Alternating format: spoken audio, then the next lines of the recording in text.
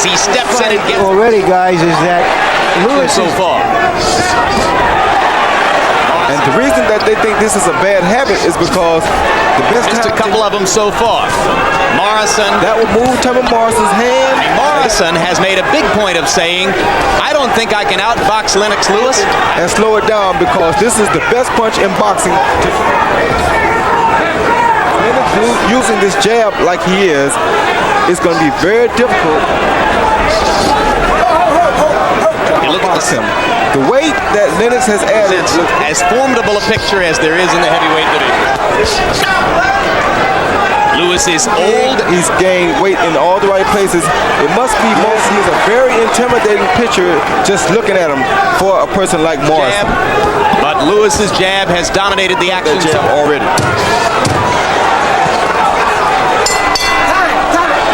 Another right hand miss as the round comes to his knees. Lewis to force an opening rather than merely wait for an opening as he has often done.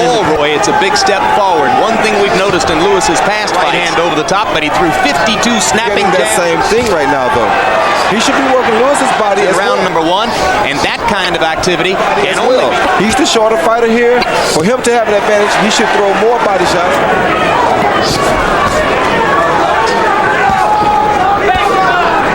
Steward's reworking of Lennox Lewis's fighting style. Sneak the left hook past Lewis's right hand. It was partially blocked. Later in the fight, if he starts in the corner, Tommy was breathing, long stride, and there's good body shot. Good body shot by Morrison, but he goes down, so score it a knockdown for Lewis. I thought it was a left hook. The fighters had their backs to us. That's what happens to Morrison. Lewis needs to move his head more. He's making himself a still target for Lewis. Both fighters need more head, and now there's blood at Tommy from Lennox Lewis that put Morrison down as apparently in the round for Lewis.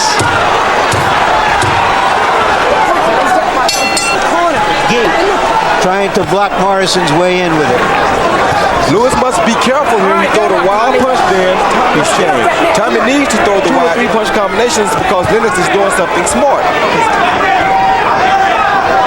You put this Commissioner Larry Hazard looking to nationalize officiating in the sport. He says bring it in. Knocked him. Morrison. He has more leverage out there. It's harder for you to hit him from more. It looks like Morrison was correct when he said there was no way he could outbox Lennox Lewis as he goes right after the eye that he bloodied in the last round. And you're in his punching reach, and he is not in yours. So how is Tommy between Morrison's punches, which is what I told you would be a problem for him. This fight is one step in that direction. Put this talent together with real knowledge, and you've really got something. But that's always been the case. He's starting to look like he's falling slightly. Listens to Stewart and elects to walk on in. He's going to give Morrison. The way he's throwing that hook is almost as though he's been watching 11th time in the decade of the 90s that Tommy Morrison's been punches, so he can slip them and get inside. I can tell you one more thing that I can see. Morrison is getting a little closer to Lennox. This means that it's almost like backing a cat into the corner if you put your hand. That's what I just said. It's almost going to be like Morrison outboxing him. He should work on trying to counter that jab. Landed a big but grazing right. Third round coming to a close. If he falls, he'll have to be very careful of that right hand right there. Though he's been watching some Roy Jones tapes or something. It's not that good. Once he gets inside, he has to stay inside. That right there is not left hook for Lennox Lewis. And if Morrison keeps standing out there, if I were Morrison, I would be content with that. He's never been noted as a left hooker. It's been his most. Make him fight him much harder than he's doing right now. There's a right hand by Morrison.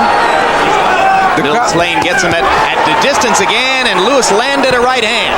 And that's what Tommy just tried to do, countering over the jab with the right hand. A straight right after the opening exchange, but letting Lennox dictate the pace, you can count for a 12th knockdown because he will go to Morrison to beat. So far, he has not been able to slip shot at a time, hoping to tire Lennox in the later round.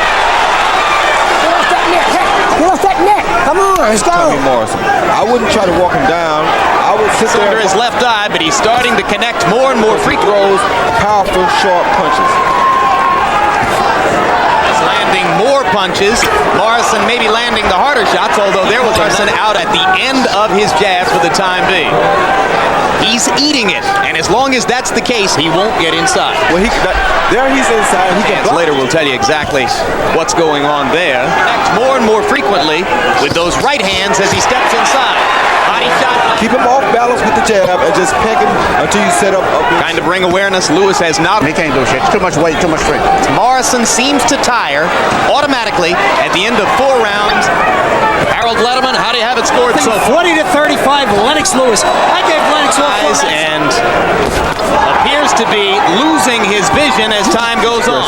Lennox has an For purposes, he's never won a 5th round in his career. And as the graphic showed you, can't his see the punches coming. goes way down in this stanza. It happened again earlier this summer. about to take over now. Expression on his face. These things play a big role in a boxing ring. He's been very effective in the first minute of this round. Two things I see wrong for him. Come here. He's letting this If you mental do that thing again, get it's to gonna him cost you a point. that you don't even have to want to get him out. By Lewis. All those punches. Stay out of Lennox's range, and he has the longest arms, and that means you're that much further out of your own range. Against Razor Ruddock. These fighters are very tired. The only thing is that Under a minute in round number 4.